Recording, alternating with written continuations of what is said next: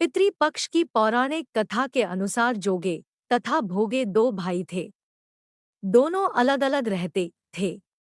जोगे धनी था और भोगे निर्धन। दोनों में परस्पर बड़ा प्रेम था। जोगे की पत्नी को धन का अभिमान था, किंतु भोगे की पत्नी बड़ी सरल हृदय थी। पितृपक्ष आने पर जोगे की पत्नी ने उससे पितरों का श्राद्ध करने के लिए कहा तो जोगे इसे व्यर्थ का कार्य समझकर टालने की चेष्टा करने लगा, किंतु उसकी पत्नी समझती थी कि यदि ऐसा नहीं करेंगे तो लोग बातें बनाएंगे।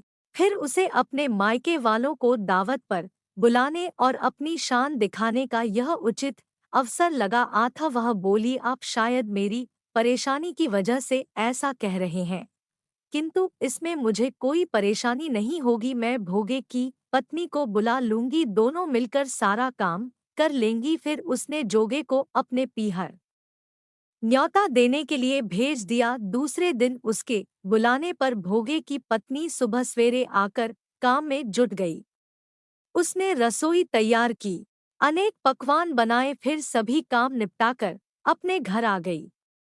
आखिर उसे भी तो पितरों का श्राद्ध तर्पण करना था। इस अवसर पर न जोगे की पत्नी ने उसे रोका, न वह रुकी। शीघ्र ही दोपहर हो गई। पितर भूमि पर उतरे। जोगे भोगे के पितर पहले जोगे के यहाँ गए तो क्या देखते हैं कि उसके ससुराल वाले वहां भोजन पर जुटे हुए हैं। निराश होकर वे भोगे के यहाँ गए। वहां क्या था, मात्र पितरों के नाम पर अगियारी दे दी गई थी।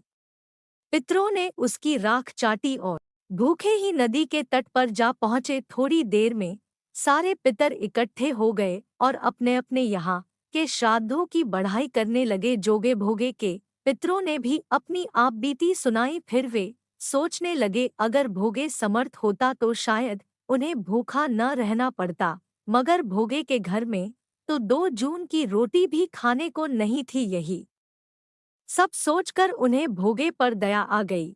अचानक वे नाच नाच कर गाने लगे, भोगे के घर धन हो जाए, भोगे के घर धन हो जाए। सांझ होने को हुई। भोगे के बच्चों को कुछ भी खाने को नहीं मिला था। उन्होंने माँ से कहा, भूख लगी है।